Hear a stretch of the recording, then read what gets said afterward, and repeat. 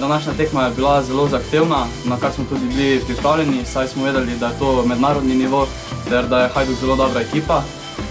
V tekmu smo vsi zelo dobro pripravljeni, z zelo dobro taktiko, bili smo zelo agresivni, za kar smo bili tudi nagrajeni z golom. Tekma je bila celih 90 minut zelo trda, moška igra. Seveda obe ekipi smo se želeli zmagati, ampak na koncu se mi zdi, da smo zasluženo zmagali.